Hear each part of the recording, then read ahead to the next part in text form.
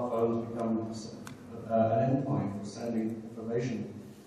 We're not far away from having sensors on people where you can measure in real time blood glucose, blood pressure, temperatures, heart rates, respiratory rates, all the biometrics of a patient, ECGs, and send them over a smartphone back to a central place. Now, just have to think how that would transform drug trials. At the moment, patients have to take blood samples, send them to a lab, measure their own biometric parameters, record them, plug errors in that, send them in. They have to be collated. It takes weeks and weeks and weeks, sometimes months, to see if you have an effect or not with the drug.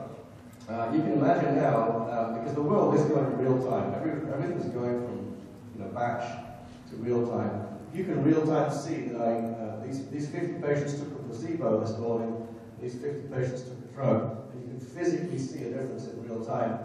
There's a big safety benefit from that, as well as a really massive improvement in screening drugs. So that was just one example from this weekend, which is just amazing how these things are popping up. So these techniques are being enabled by these big data tools and techniques that came out of the internet companies, of course. And we get thank Google for most of this, actually. Google, Yahoo, Facebook particularly. So much of what I'm going to talk about today started with Google in 2003, and before they started to publish the engineering principles behind how their search engine was working.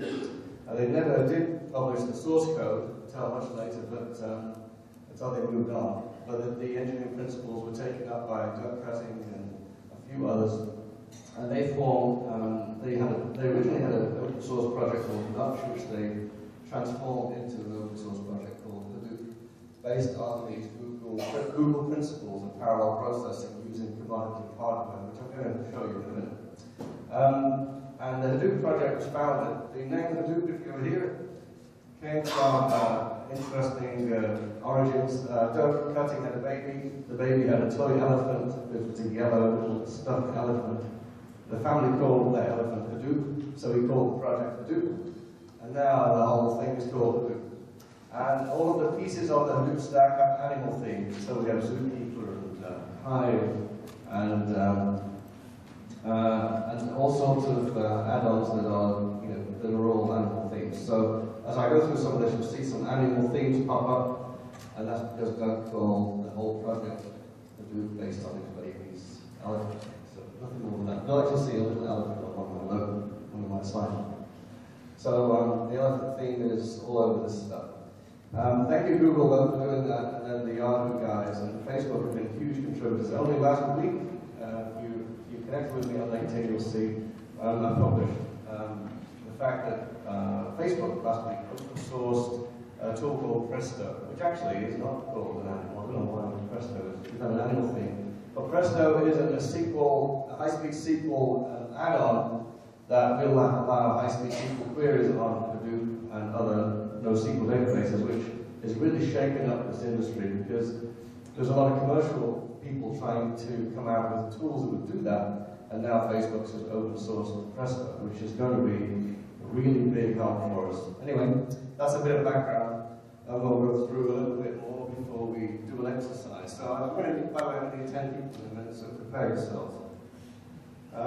We're all faced with changes in IT, and you guys see a lot of this. You see it in the user experience, going from green screens to touch, IT delivery out of the cloud and mobile, of course. Communications going to more social, and single point of view of customer in the CRM world. Consumer-driven IT is everywhere. Everybody wants to use consumer-driven devices and techniques. Nobody wants the corporate legacy approach to IT anymore. And data, we're now going from business intelligence now to big data, automated insights and discovery of value in data, and real time too. Put it on there, everything's good in real time. If you do, just go working.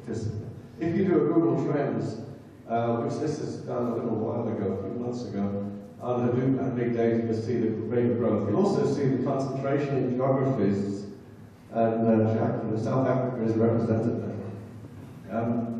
But it's interesting how the concentration of geographies. I was just in Europe in Germany last week and the UK, helping a couple of companies get started on their big data journey, and they're way behind the US, like 2-3 years behind in terms of thinking and implementation. But you see a big increase in the use of those terms, especially around analytics, Hadoop, big data, and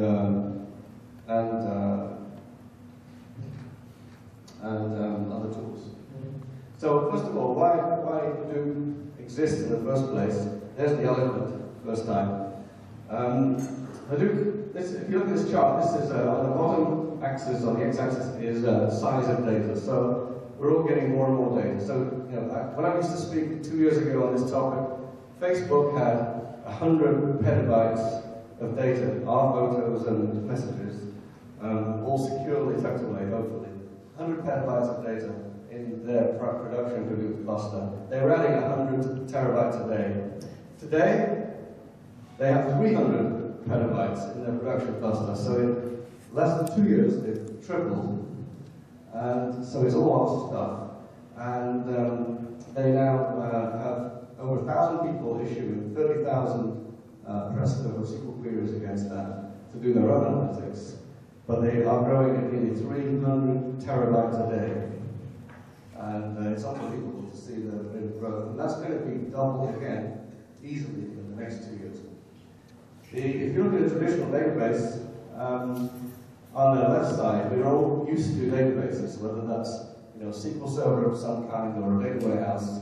We can issue a query on a relational database. You expect an answer back in what, half a second, quarter of a second, 1 second, 2 seconds. Very rapid, high-speed interactivity. Well, the construct of the way Hadoop works is this technique called MapReduce. We're going to do that with humans in a minute, so you can get an idea how it works. But it is a slow process. Setting up MapReduce takes time. It distributes the query to where the data is, and that process takes time. Now, so in small data sets and for small queries, you see Hadoop is really bad, whereas a relational database is really good. But you get to big data sets, then the whole MapReduce is like a freight train. Once it gets going, it's extremely high performance. And so with big data sets, Hadoop doesn't slow down. Traditional databases just start to die once you get to those big ones. My first job at Sears was trying to find a way of taking this quite a complex algorithm of pricing that was running for about 7 weeks on SAS and Teradata. And the market people wanted to do it every week. And we didn't know how to do it. That's how we first started getting to Hadoop. That runs every 4 hours now. So we've gone from 7 weeks to 4 hours.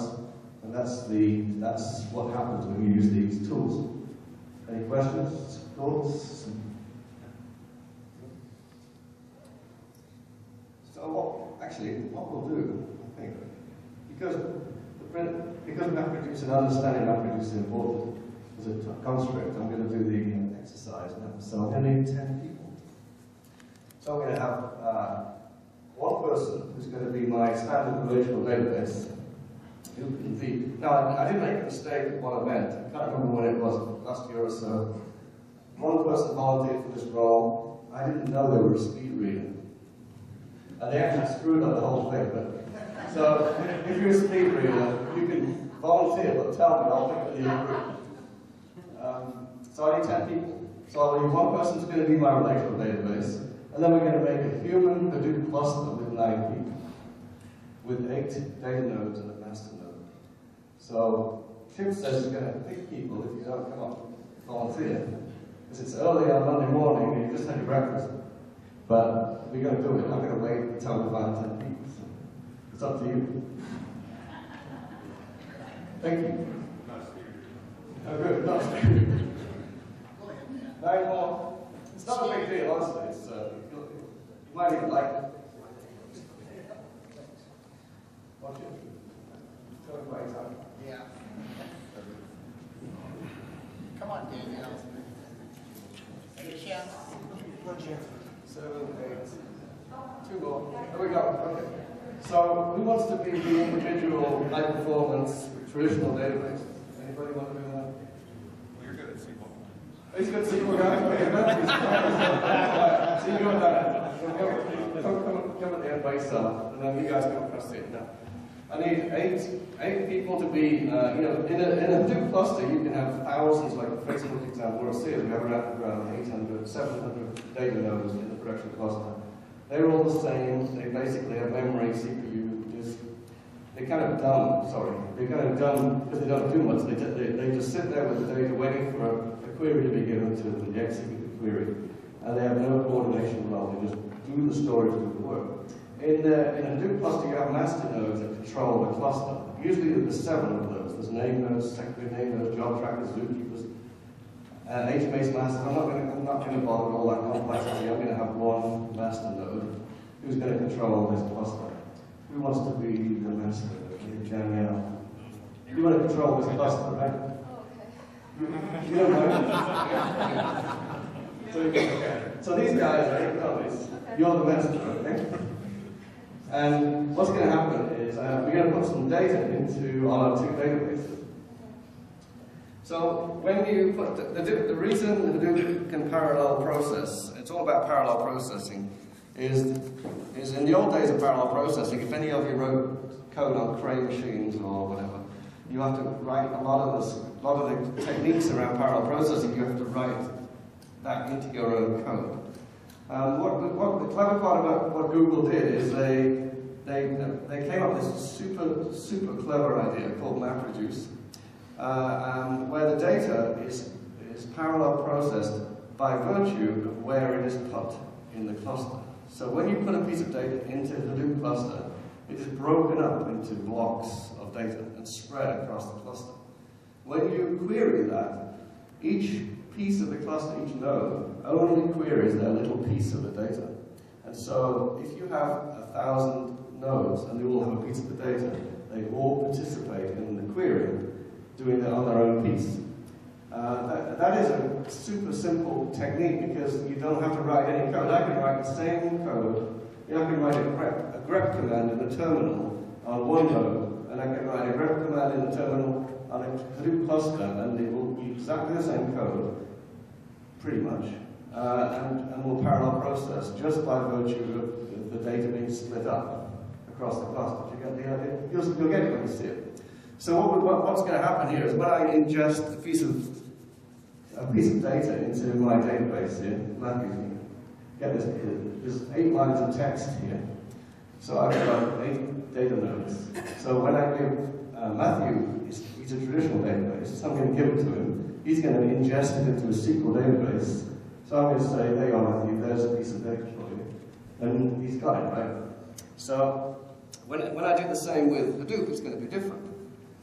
What's going to happen is the master node here, when I give it to the master node, is going to break it up into blocks. So I've got the same text here, but it's been cut up to save you trouble. But usually I would give the file to the name node. The name node was split up into blocks. And the blocks are split up into usually 120 megabyte blocks. And if I gave Hadoop cluster 128 megabyte file, if this was a 128 megabyte file, I gave it to Danielle, she would give it to one data node, and then she's finished. So I only have one block of data in my entire cluster. So I have 1,000 nodes, and I only have one node with a copy. So when I issue a query, only one node is going to participate. So small files are really bad in Hadoop because they don't get sharded up, right? So one 128 megabyte file will not be spread across the cluster and will not parallel process. So big files, you need big files in Hadoop, or there's other ways of doing it, but you really need big files. So first of all, in Hadoop, you don't want to put 128 megabyte files in because it will perform really badly. So let's pretend this is not a 128 megabyte file. It's 80 times that, whatever that is. It's a gig. It's a gig or so. So what happens now is I give a 1 gigabyte file to Shelley. She's going to give 128 megs to Kent here, and 128 megs to Steve, and 128 megs to Joe, until she's finished chopping up her file into pieces, right? And then just how it happens that I've got exactly 128 megabytes worth, so we'll all get a piece each. And so the whole cluster will participate in the query. Are you with me or not? Just by virtue of sharding up the data. If the file was twice as big, she'd come back in the beginning and give another block to Ed and another block to Joe or whatever. So they'd all have 2 blocks each. And then you keep on splitting the files up until it was spread. It's called a concept called rebalancing. So the cluster is balanced, they're all sharing in the data. That's the #1 principle of why you get this automated parallel processing with Hadoop. So I've already cut these up into 128 megabyte blocks. So I'm going to give you the file, and you're going to give it to your database. One of these, you should have the right numbers over. Now, the other thing is about Hadoop has fault tolerance in it. So not only does Kent have a copy of this, but Michelle will take a copy of this and give it to 2 other nodes in 2 other racks. Or at least 1 other rack, sorry. So you can lose a whole rack in Hadoop, and there will be copies of the blocks in other racks. And so the query will not fail, and the cluster will fail. I'm not going to bother with that replication and fail level. We can actually demonstrate that as well with the same people. Whereas in the middle of a query, you can have a node failure, but the query doesn't fail. It's reallocated to somebody else, but I won't go for that. We'll keep it simple. So now everybody has a... You don't need a box anymore. No. Not for now, anyway. So that's how data is put into Hadoop, right? So when I issue a query now, what's going to happen is Michelle's going to be a nested node here called a job tracker. And she's going to issue tasks to her data nodes based on where the data is. So if I had 1,000 nodes and only these 8 guys have the data, she would only give this query to the 8 people that have the data. The other 992 wouldn't have anything to do with this query. It so happens that all 8 have a piece of the data. So when I issue the query, she's going to give the task to the people that have the data, which is all of these guys. And they are going to do that task. Right? And then this is called the map phase of MapReduce. So in the map phase of MapReduce, everybody's going to map just work on their own piece of the data. They don't communicate with each other. So we don't get an answer in the map phase typically. We're just going to find out where the data is. And we're going to find out something. So the map phase, I'm going to say, first of all, I'm not going to start you off yet, because I've got to get these guys trained first, okay? Because you're already trained. We're just going to do the map phase now. So I'm going to say to you, I'm going to take this off in a minute, so it's a sheet. So I'm going to say to you how many A's are there in that text, right? And you're going to give the task to all these people to say how many A's are there in that text. And now, what's going to happen is they're going to do that, and they will do nothing with it at the moment, because the map phase is they just find out what is the answer to that query on my piece of data, okay? The clever part about the MapReduce is now there's a second phase called the reduce, where a reducer will be assigned the job of getting the answer. So Michelle would now give to one of your data nodes the task of being a reducer. You can pick any of them you want, usually based on the one that's not very busy. So you choose them. And so you know how busy they are, so you say, okay, Steve's not very busy or whatever, he's going to be the reducer, and he's going to go and add up all the answers from all of the map pages, right? Then he's going to give it to you. So he has to go, now this is called the reduce phase. Now you see data is being shuffled now across the cluster between the nodes. They're all going to give their respective answers to the one reducer, and that reducer, there can be more than one reducer actually. We'll just do one. And that reducer is now adding up the result.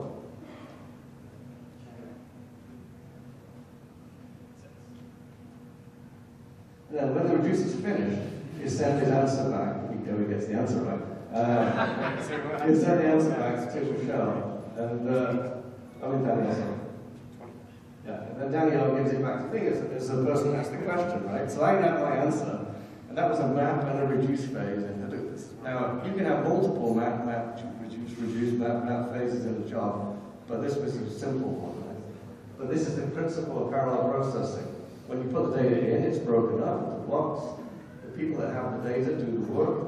They do a map phase first, just on their own piece. A reducer is designated to roll up the answers, and the reducer produces the the answer. Okay? That's why MapReduce takes a while to set up when you do a query. If you have 1,000 nodes, which, sorry, Danielle, Danielle would have to send a query to 1,000. The query goes to 1,000 nodes. That can take a second or two sometimes to set up. But once you get it going, you see the power of parallel processing. So we do the same query now with Matthew, right? So you know what you're doing, guys. So you ready? So this is going to be a speed test. Same one? So, no, different question, but same principle. Okay? So I'm going to say, tell me how many F's there are. Go.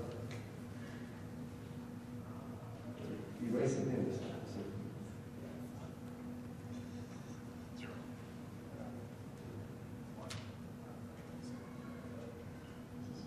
Victor?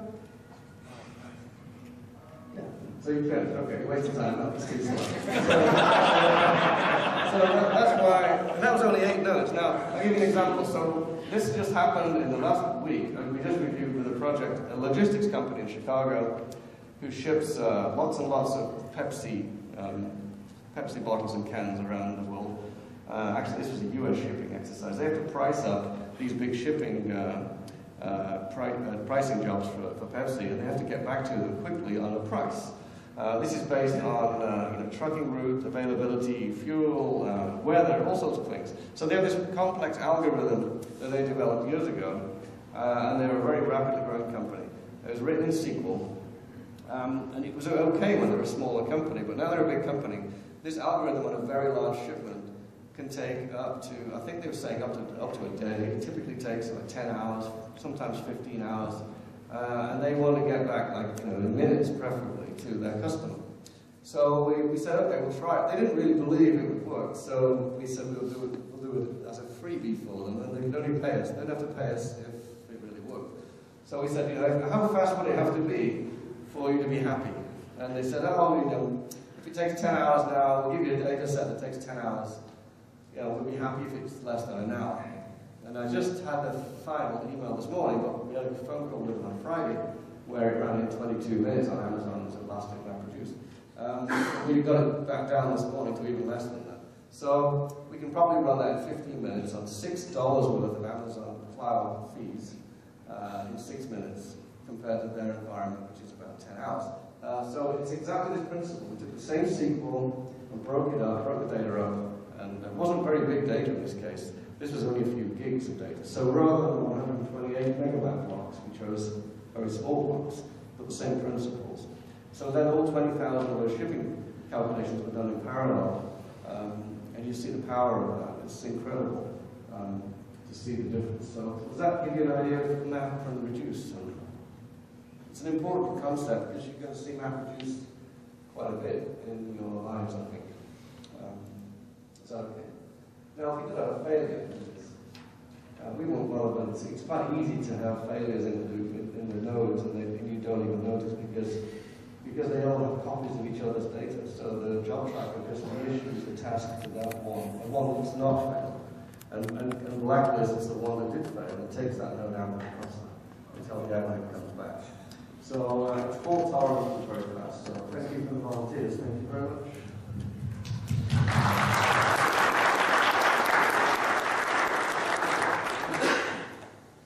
So I want to just give you an idea of MapReduce because it's such an important principle, and it's really why Hadoop does this kind of change.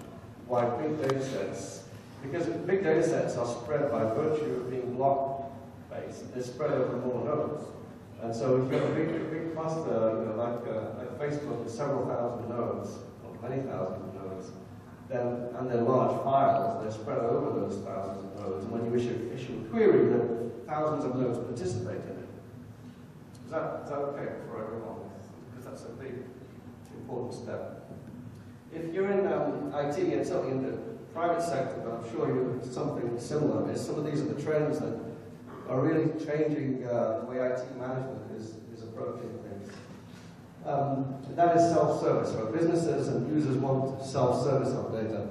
Going away are the days where IT would do ETL jobs and set up data models and prepare data. Business needs IT to get out of the way and let them get at the data when they want to get the data with the tools and horsepower that they need. And now it's going away from reporting and BI to finding value in data, discovery of value in data, analytics that become intelligent, discovery, heat mapping, clustering, looking at linkages between data, finding value in data, or the unknowns in data that really have hidden value, latent value in data that we didn't normally see. This whole copying of data, ETL is the bane of my life in my commercial jobs. Copying data from data silos. Which one is a single point of truth? Where did that data come from? Was it changed on the way? Can I trust it? You know, I've been in too many meetings where, in my last job, right, where the chairman would say, well, why am I getting 2 sales reports with 2 different numbers? And, you know, and why are they different? So, okay, IT, why are they different? But then you find out that somebody's copied a file 15 times, and one of them had refunds in it, one had returns, and one didn't. And you find out they're not the same. So single point of truth is becoming impossible now because of these new tools we have. Linear processing to parallel, we just saw a beautiful example of parallel processing and why parallel processing is important. Open source, commodity cloud are really here now, and nobody can argue about that. Lots of computing power. The costs of these tools are going down because not many of them are open source. If you look at the big data hype cycle, I'm not sure what the top it says big data hype cycle. We've got, these are all the things people are doing with big data tools. It doesn't mean it's big data like that logistics company. It wasn't big data, it was it's just we're using the big data tools to do very interesting things. Some of these use cases are really heavy use now. They're not all in the trough of disillusionment. Text analytics, for instance, although they say they're in the trough of disillusionment, some people are doing a lot in text analytics. The NSA, of course, are doing a lot in that area. And in memory, too. In-memory analytics is definitely not in the trough of disillusionment. I know a lot of people are using in-memory analytics now to replace traditional cubing of data, creating dimensional cubes you don't need to anymore with high-speed in-memory databases. But you know, we are really growing data. We all have our devices, 5 billion and growing. 30 billion pieces of data a month being generated. And I don't know about you in your IT shops, but in my history, data is growing at least, actually for me, Sears was growing a lot more than 40% a year, but it was, the average is supposed to be 40% a year in growth. That's a lot of data, and no longer do you need to stick it on conventional databases and SANs. You really have alternatives. In retail, there's a big retail, healthcare, and financial services are really the big areas that I see that are using the big data tools because they have to, either for regulation reasons or for cost reasons or competitive reasons. Some really big margin improvements if you get these right in retail. The banks are under a huge pressure. I'm actually working with a couple of banks now. Because of the change in regulation, they've been required to do stress testing much more frequently.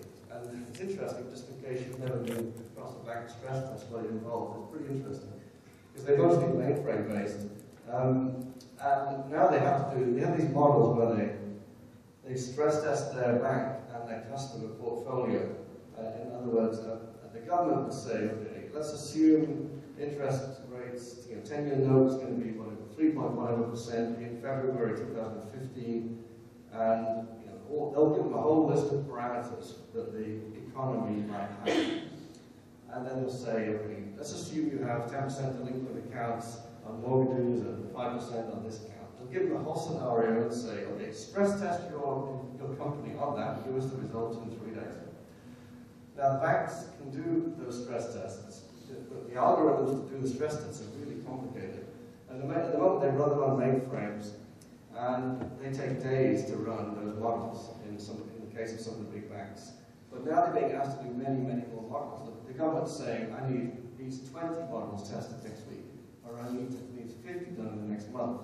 And the banks can't do it. They physically can't process that many models on a stress test and get the results back. And if they don't get the results back, they're in danger of being fined.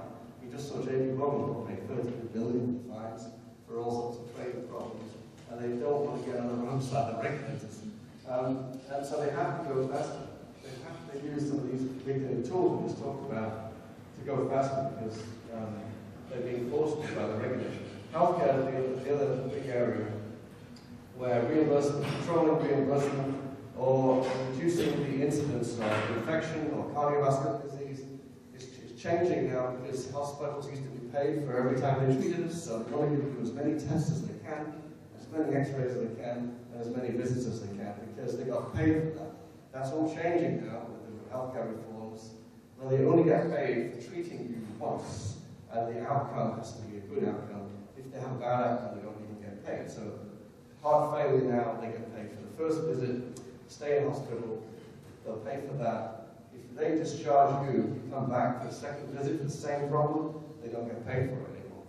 And not only that, you have a higher rate of death if you come back the second time. So you're going to get hit with high costs, intensive care costs, and they don't get paid for it. So it's causing hospitals to really look at how they treat people so they get better outcomes rather than that just get paid on the number of treatments. And it's a really big shake-up for the hospitals that's underway at the moment. The big problem with all this is, this is a university issue, and you guys know, should know that, but there's not enough data scientists. There's a complete lack of data scientists. There's so few that really know this area.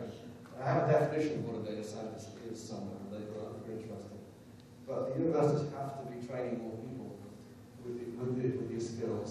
Data management and data science is a big problem at the moment. It's extremely hard to hire people. So what we're doing here is going from this concept of data silos. I bet you and your university have lots of data silos, similar data, but student data is probably in more than one place. I'm sure you have data silos everywhere, and I'm sure you have ETL copying between those silos. Now, you can't easily analyze that stuff if it's all in 15, 20, 50 different places. These tools that we're talking about now, these big data tools, really allow you to collapse those data silos into a single point. And when the data is in one place, you can do magical things with it. You can start to have a single point of truth and do analytics and discovery, and of course, reduce your latency, time that the data was created to the time you can do analytics on it. The latency there can be shrunk from days or weeks sometimes to minutes or hours. And so this is a trend, whether we're doing it or not, it's definitely happening. So you should absolutely look at it. So from an IT perspective, I thought this slide would be more for you guys, because you're more the IT people. These are the kind of things these big data tools are being used for. So self-service without ETL, putting the data into one data hub. I'm going to show you an architecture of that in a minute. And allowing self-service is a big enabler for your business users. You're getting them getting out of their way, and you're enabling them to do things they couldn't do before. Then IT doesn't have to be involved. And the concept of schemas, like you normally put on a database with some of these new thinking. Schemas don't really exist in the way you previously thought. And when you're freed of the burden of creating schemas, you free up the business to use the data much more quickly than you would before.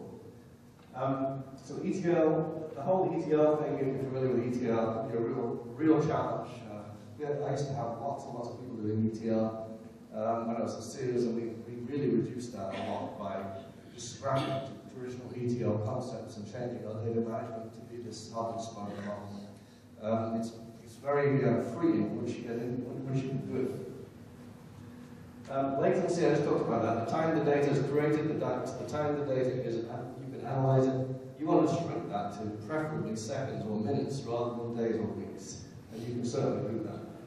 Long-running workload, if you have heavy batch work, like the bank example I just gave you, or the logistics one I just gave you, very long-running batch work is perfect for these kinds of new tools. Because you can literally go from hours to minutes. 60 to 1 is not unreasonable on some of these changes. From a mainframe to a large Hadoop cluster, the example I just gave you, 20, 30, 40, 50, 60 to 1 reduction. Sometimes 100 to 1 reduction is possible. Those are real numbers, it's not theory. They really can be done. Then the intelligent archive. So you'd rather put your tape, or put things on tape, put them in a data domain backup device or whatever, you can't query it anymore. These tools allow you at around $1 per gigabyte to keep your data online in a format you can actually do analytics on. So not only can you archive data, but you can do analytics on it as well. And that's a whole new way of discovering. For instance, if you wanted to do seasonality on something, and I had this example on Teradata, you know, to keep 3 months of supply chain scan data from boxes in the supply chain on Teradata. You can't do seasonality on 3 months. The Earth doesn't rotate in 3 months. So, if you want to do seasonality, you need years, obviously. And an Earth year is all 365 days, so we wanted years of it. So we brought back 7 years of tape libraries and put them on Hadoop so people can do analytics on seasonality on an item level, which is really important for some people. Modernizing systems too. So these are some of the things for you to think about in IT world. Business people now are starting to focus more on these things, testing hypotheses, discovery, analytics, machine learning, looking at clustering, heat mapping, linkages between data, driving value from those discoveries. You need the inquisitive mindset, the data scientist now, you know, asking, I wonder what, and developing a model, putting a business perspective on it and finding value from data. Asking the previously impossible questions is now possible. You just have to have somebody with the right imagination. And finally, pushing towards real time and then automated discovery and taking actions in an automated way, like the NSA does. So this is where business is going. So I'm not going to go through this and tell you, but I'm going to go through this concept a little bit. This is a concept of a data architecture, a data hub where we eliminate traditional ETL. The idea is we have an enterprise data architecture, so you would have to, as a university, I'm not sure if that's possible, but as a university have a data architecture that is starting to collapse all of these data silos. Start to rethink the way you copy data, reduce the latency, enable self-service of data. But then you have to define roles of whose data is it, who's the steward, who's going to take care of the security, and very strict standards around it. It'll be a hybrid system that you can adapt with a mixture of traditional ETL, batch processing, SQL, the milk roll together, something like this. So this is the kind of model that some companies are starting to implement now. The more progressive companies have a model like this. So you have transactional systems. You may have some real-time analytics, you may not. You may have an enterprise service bus, you may not. But the idea is,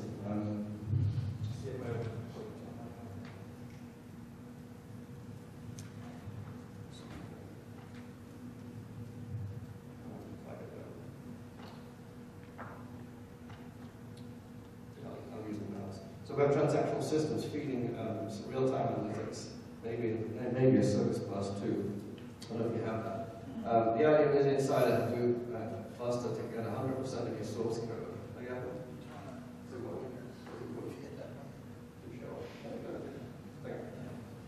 The idea is to end up with 100% of your source detail in one place, not in separate data silos, but in one place. And this is a Facebook concept where they bring some of the source data into what they call a gold structure, which is where the analytics for the common person is done, where it's more simplified data structures. I won't go into the detail of that, but they simplify the data structures for analytics. And then eventually push this out to data warehouses, high-speed data marts, and to users. This concept is you source the data once, and then everybody uses the same source, as well as doing batch processing too.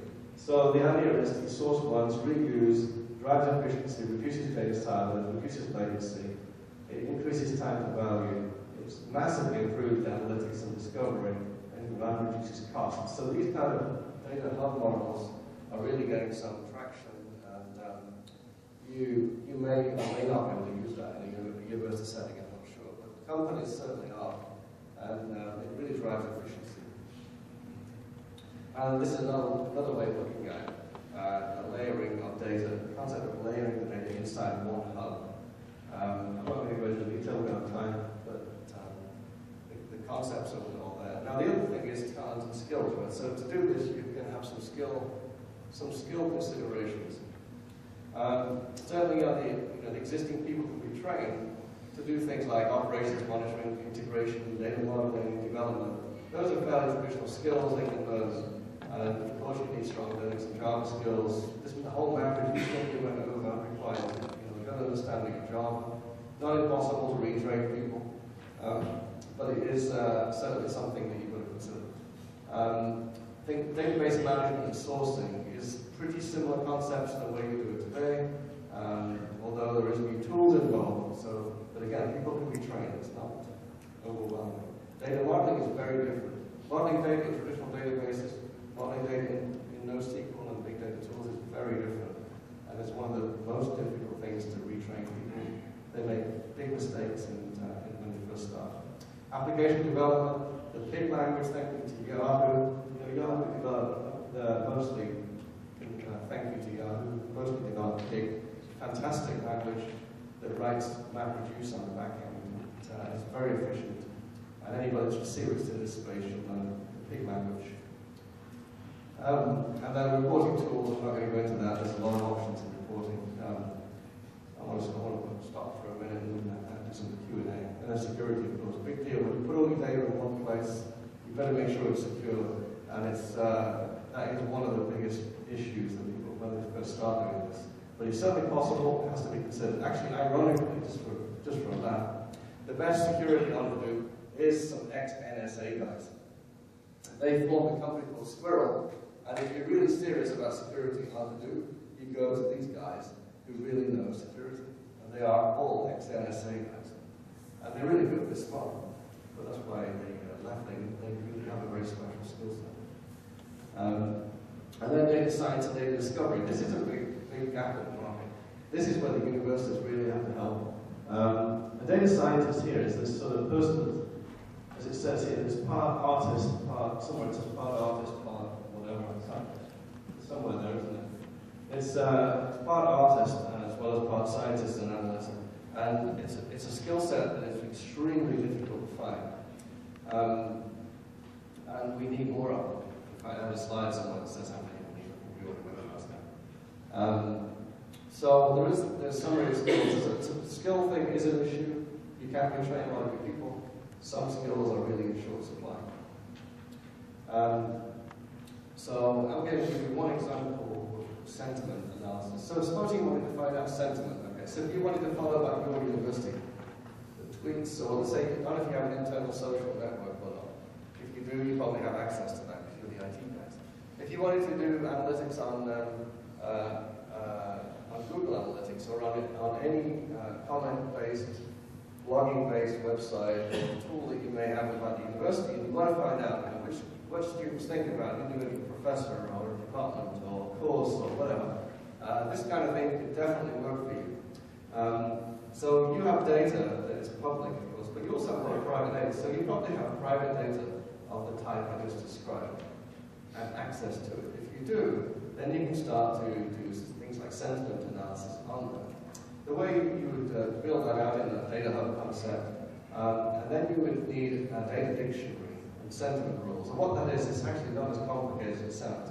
You would end up with a data dictionary of terms that are positive, and terms that are negative, and maybe terms that are neutral for this particular thing. So, bad professor, good professor, whatever. You'd end up with plus 100 maybe on good professor, and the next 100 on bad professor.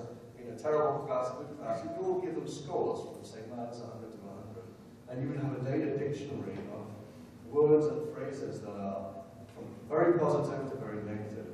And then with some of the tools that already exist in this space, you would correlate the data feed you're getting and compare the data feed you're getting with that data dictionary and then score it. It's all a rules engine and probability based thing. You can use tools like Storm to do it in real time. Storm is a tool that came out on Twitter and is open source and it's extremely good at high-speed real-time analytics. So you can have real-time dashboards, or you can bring it into Hadoop and do batch-based dashboarding. And you can end up with visualizations like this. But the next big step is not to just visualize it, but to do something with it. That's where machine learning comes in, and automated response to taking actions and alerting. Bad professor, you may want to alert somebody that you've got a bad professor, good professor. Some really negative terms, you may want to do something quickly. And some positive ones, maybe not so much, but you may not have to react so quickly. But the idea is to automate these things. And make the data usable. So you have to, you don't have to read all this, but the idea is to find the baseline you want to move. What is the baseline I want to move? Baseline might be student sentiment about classes. Okay, once you've identified the baseline, then you have to get the data that would influence that, and then start to analyze it in this way. So moving the baseline is all about this. Moving the baseline in retail could be sales or margin or inventory. In hospitals now it's readmissions and costs. In banking it's fines as well as profitability. So you have to identify your baseline and start to analyze it. So there's a lot of possibilities, and I go through retail. There's all these things are being done in retail, financial services, insurance is now getting big in this. I'm going back to an insurance company on Wednesday morning actually. So insurance is really getting big in this. Healthcare is huge now because of the reforms. Lots of things in healthcare, marketing as well, and then IT. So IT, there's a lot of these use cases are very IT centric. So I was going to stop there because I have more slides, but I'm not going to go through them. I wanted to hopefully get some questions, but the idea is to give you a very broad view of what's going on in the big data space. It's not just big data, it's big data tools you can use for small data as well. The techniques, a little bit, you have a little bit of an idea now about the way Hadoop might work. The whole NoSQL database is a whole other field, but these are changes that are happening. You need to keep abreast of them and use them wisely in your own areas. So I thought we'd have a few minutes of questions, maybe. Yes, sir. Phil, it is important to recognize that the big data is one trend, but there are 4 or 5 other trends that are happening that kind of cut across big data. One I call computational linguistics. So you talked about sentiment analysis. The computer doesn't really know what is written on the screen. But if it knew, it would be a game changer.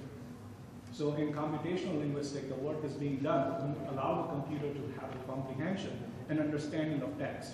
So the computer understands, okay, vague and ambiguous are related terms. Wild Bill Hickok and Calamity Jane were related. So I think that is a big change I'm seeing. The other thing is cognitive computing, where neuroscience, computer science, mathematics, and linguistics are intersecting. And I think that will also have an impact on how we analyze big data. Then I'm seeing a big development in signal processing, or monitoring all of these sensors, so to speak. And then in the near future, we will say that the size of the processor is going to be really minute. We may not be able to see it through our naked eyes. It could be, now we know that in the lab, you can convert a phosphorus atom into a full functioning transistor, which means that in the future, you will have these processors inside nanoparticles, which can float anywhere, including inside our body. And including with the sensor technology, you will have just a huge wave of big data. I think this is getting astronomical. We can't even fathom it. Yeah. And we'll have to find a way to make sense out of it all. That's true. And I'm focusing here on things that are really happening today. Some of those things will take a bit of time. Sensors, for example, I'm just talking to this pharmaceutical company about the problem they have is even with sensors today in a home, is the FDA won't let them use them because they aren't lab-certified sensors. So there's some regulatory problems and there's significant structural problems to doing what you said, but that's where we're going, there's no doubt. I'm focusing on things you can do today in this presentation, but sensors in healthcare are, my background is healthcare. I really would like to see that happen because I think it would really transform healthcare. The problem is getting the FDA out of the way and getting them to understand it. That's going to take years, unfortunately, but it is going to happen. No doubt. So what are thoughts? What about uses of this stuff? Yeah, I mean, I guess in my head I could see an example for at-risk students. I see an example for at-risk students. I mean, we can look at grades. Obviously, if their grades go up the tank, they're because they're at risk. But something like this, if we look at various social media and other things, might point out much earlier. That would be a similar example of a sentiment analysis. Looking at sentiment of students, are they happy or unhappy? Somebody going off the rails. There's no doubt that's exactly Homeland Security and safety. So those skills are absolutely right. They're not easy, but they're not impossible. If you can get it,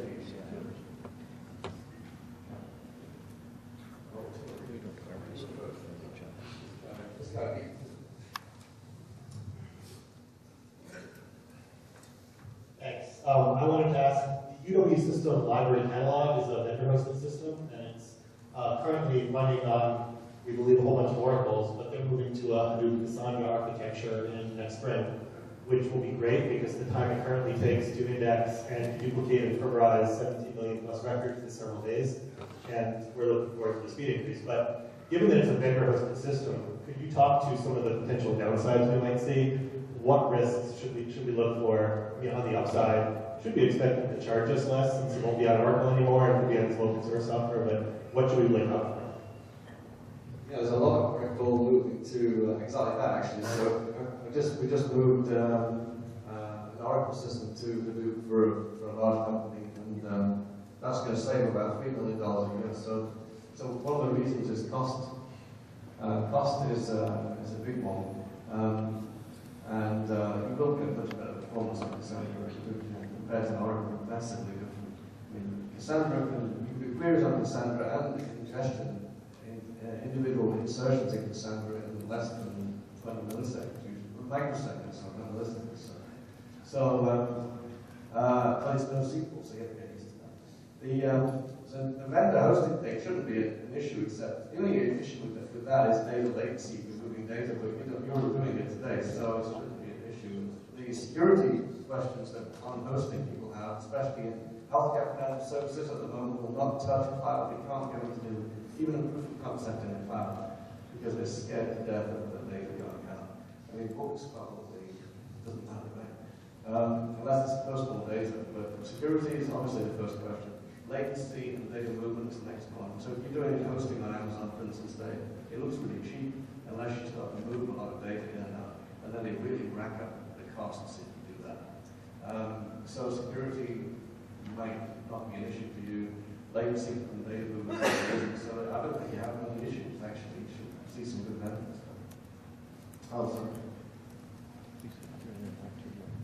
I was just going to ask, you've given us a lot of great examples of places where this is really good. Do you know many places where, in a generalizing market, where it would be a bad idea to do it on something? Oh, yes, it's all right.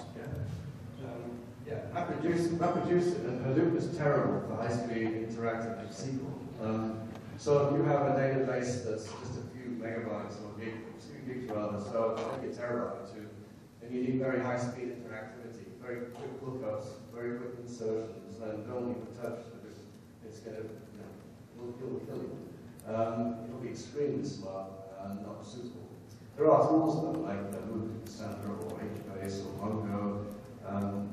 There are no SQL tools that are very high speed actually. So, but they're not SQL anymore.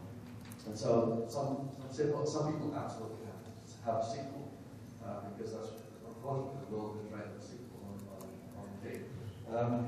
And the other thing that's coming to Hadoop, though, is mentioned Facebook open source to last week Presto. That allows you SQL on Hadoop at about 10 times the speed that it is today. Still not as fast for small interactive SQL as maybe you would get on a normal database, but it's getting there.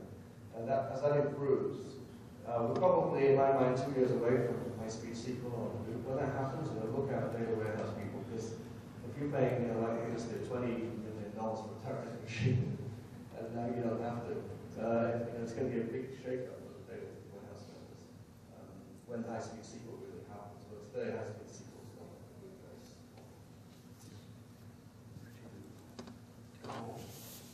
For 1 or 2 minutes, 1 or 2 minutes.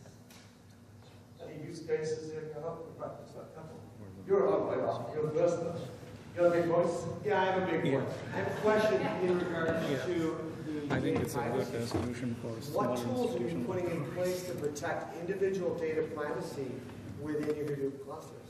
I Yeah. see great uses for this, but I see some great nefarious uses as well. Yeah. What things are you putting in place? What tools are you making available along these same lines that would protect the individual and or people in general being this data being used against them? Yeah, governance and security, I did skip over it. It's in there somewhere. We skipped over it. It's very important because now you're putting all your data together. You've got to be very careful. So there are techniques to break out some tools, first of all, some commercial tools, like a company called DataMeer has a tool where you connect to these big data sets and you can put column level security based on a role. So you can have role-based security at a column level. That's enough for some things. So you have sensitive information like personal identifiable, you can split out the columns you don't want. There is, if you want to get very paranoid, the NSA will do cellular level security. On petabyte-sized tables, you can have individual cellular security based on roles. That is the ultimate in paranoid. And then the other way is to break up the data into data marts that are security-driven data marts. So there's quite a few techniques to do it, but you have to be pretty careful. And clearly, the data is all in one place. In addition to security, I think we need to be, of course, concerned about privacy, and I think it raises some ethical questions. And I think some policies will have to be developed at the organizational level, but at also the governmental level. Yeah, and that's what you need. You need these governance rules of what the data is, who can use it, what they can use it for. That's what the whole governance piece of this is a very important piece. And who's the data stewards? Who's responsible for the data to control who can use it, what they can use it for, how do they get permission to use it? Those roles should exist in most companies and organizations today, but they have to change when the data is all in one place. Somebody over here. Was somebody over here? Who was put their hand up? It was you.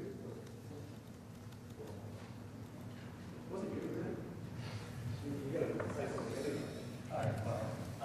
I just wanted to give a practical example because we set up a new cluster pilot to collect the event logs from all the servers and all the workstations, and we were able to directly compare it with the system we already put in place. And I can't very much speak for the performance. Just kind of query the traditional database using MySQL and it was optimized. It would take about maybe 10 minutes to go back and query through the entire thing. With a cluster of 4 nodes. It's actually pretty old hardware. It came back in like 10 seconds. Yeah, that's what I call it. So, you wouldn't normally build a production food cluster in less than 10, 15 because of redundancy of data, but it does work. Yeah, it's pretty interesting. Yeah, clever guys. Any more? I think we're out of time. Are we out of time? We are.